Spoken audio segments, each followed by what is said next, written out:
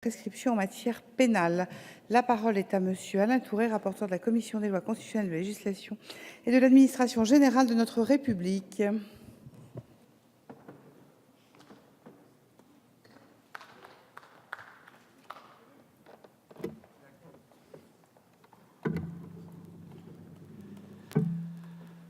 Madame la Présidente, Monsieur le Ministre,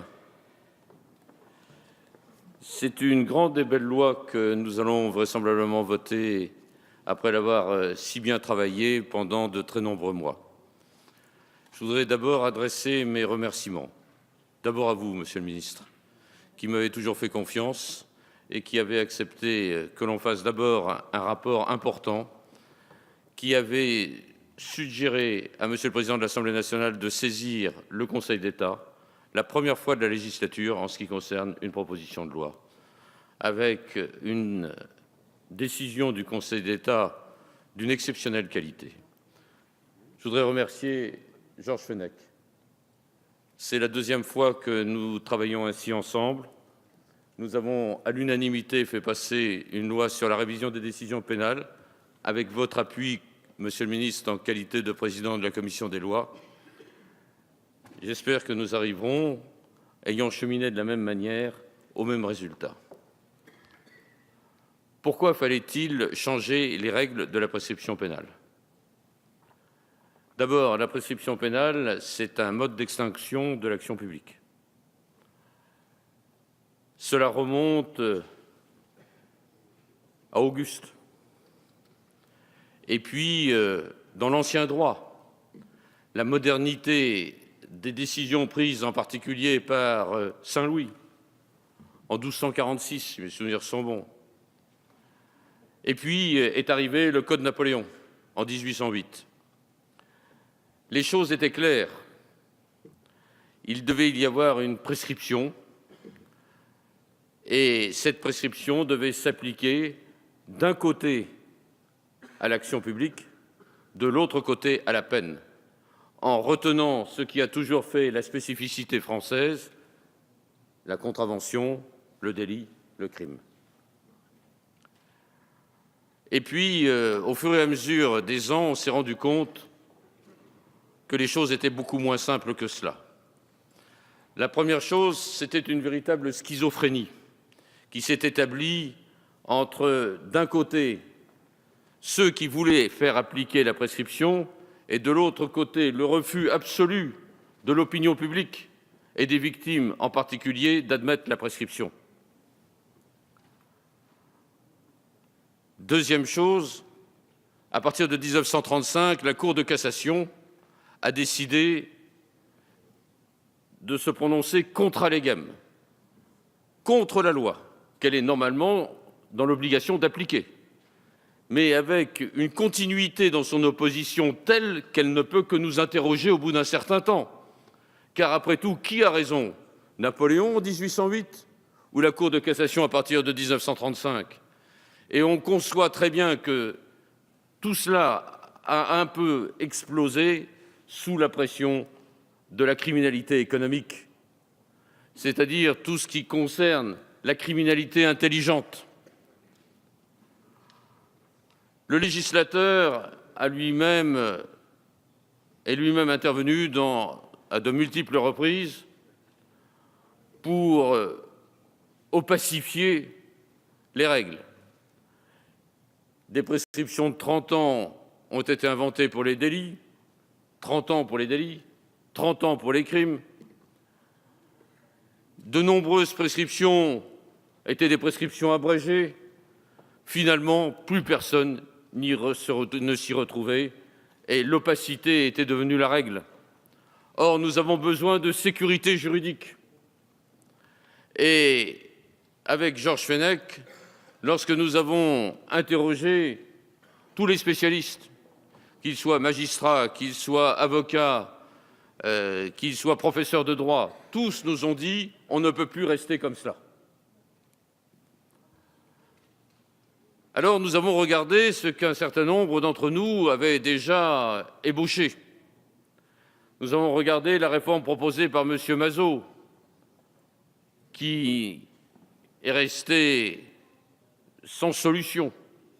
Nous avons regardé la proposition de M. Hyest, désormais membre du Conseil constitutionnel, qui a proposé la réforme de la procédure civile et la réforme de la procédure pénale en 2008. Et s'il a bien réussi en matière de procédure civile, tout s'est arrêté sur la procédure pénale. Nous avons regardé également toutes les propositions qui ont pu être faites par des hauts magistrats en la matière. Tous ont échoué. Tous ont échoué. C'était donc un sacré défi qui nous était proposé. Alors, quelles ont été les idées qui ont chevillé nos positions pour en faire un véritable bloc avec Georges Fenech? Première chose, faut-il ou ne faut-il pas une prescription? C'est la première question. Ça semble aller de soi, mais ça ne va pas de soi, puisque dans tout un certain nombre de pays, en particulier tous les pays de common law, il n'y a pas de prescription. Voilà, première chose. Et c'est la dernière fois, je le dis avec solennité, c'est la dernière fois que l'on pourra sauver la prescription. Car actuellement, tout va vers la disparition de la notion de prescription. Donc nous avons été convaincus qu'il fallait maintenir la prescription. Pourquoi faut-il maintenir la prescription? Est-ce au nom de la grande loi de l'oubli? Oui et non. Oui, parce que c'est de manière incontestable le fondement même. Est-ce que l'on peut juger de la même manière au bout de 10 ans, 15 ans, 20 ans, 30 ans, 40 ans? À l'évidence, non. Les hommes ont changé. Comment peut-on se rappeler de ce qui a été fait, de ce qui s'est produit, des preuves qui existent 20 ans, 30 ans après?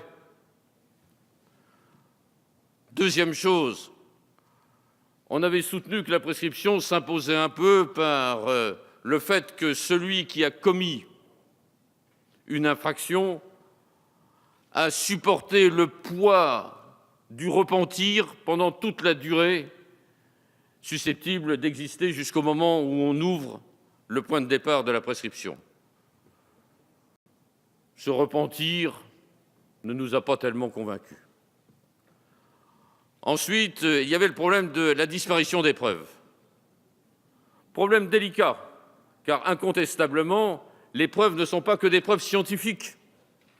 Et sur ces preuves scientifiques, bien évidemment, nous avons là la possibilité de voir avec l'ADN tout ce qui a pu changer.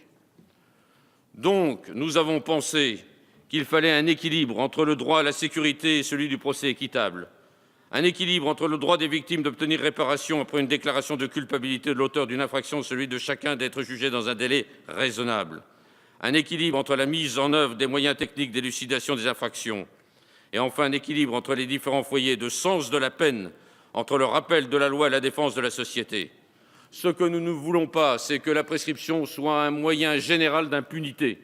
On doit répondre de ces faits, avec toutes les garanties de la loi. Mais bien évidemment, on doit pouvoir faire jouer la prescription. Alors nous avons estimé qu'il était nécessaire de rappeler, premier élément, que les durées étaient insuffisantes en matière de prescription et nous avons proposé leur doublement. Certains peuvent estimer que c'est trop important, mais je le rappelle, l'ensemble des législations étrangères prévoit des durées encore beaucoup plus longues que ce que nous avons retenu. Première chose. Deuxième chose, nous avons estimé qu'il était indispensable d'entériner la jurisprudence de la Cour de cassation, en particulier pour tout ce qui concerne les délits occultes, car c'est la délinquance économique qui doit être poursuivie. Et bien évidemment, la délinquance économique, ce n'est pas la délinquance de droit commun. Et toutes les volontés de révision de la loi sont tombées parce qu'on n'avait pas pris cela en considération. Et nous avons été, avec Georges Fenech, très intéressés par les auditions que nous avons pu faire au pôle financier, et en particulier avec messieurs les juges d'instruction, tel M. Van Ruymbeck, qui nous a dit entériner la jurisprudence de la Cour de cassation, c'est ce que nous proposons. Nous avons eu à régler un problème, l'imprescriptibilité des crimes de guerre. J'avais été très séduit, monsieur le garde des Sceaux, par votre position personnelle dans une précédente législature. J'avais été très séduit également par les positions de M. Bruno Cotte. J'avais été très séduit également par votre prédécesseur, Mme Taubira, qui voulait absolument qu'il y ait une prescription des crimes de guerre. Et puis finalement, nous sommes arrivés à trouver un juste milieu. Et nous considérons désormais que la proposition que nous faisons avec le gouvernement, avec vous-même, Monsieur le garde des Sceaux, pour faire en sorte que la prescription des crimes de guerre, l'imprescriptibilité s'étende aux délits connexes, aux crimes connexes, c'est cela qui nous semble être la bonne solution en la matière. Je voudrais dire ici que l'apport du Conseil d'État a été essentiel, qu'il nous a fait renoncer à des prescriptions de 3 années que nous avions envisagées pour le cas où il n'y aurait pas de respect par les magistrats chargés de faire une enquête des délais normaux dans lesquels une enquête devait être faite. C'était trop compliqué. Or, ce que nous avons voulu, c'est simplifier. Cette loi, Monsieur le ministre, mes chers collègues, cette proposition de loi, Georges Fenech et moi, nous en sommes très fiers. Nous avons beaucoup travaillé. Vous m'avez dit une fois, Monsieur le ministre, vous avez fait véritablement un travail de garde des Sceaux. Je tiens à vous remercier de cette appréciation. Merci, monsieur le rapporteur.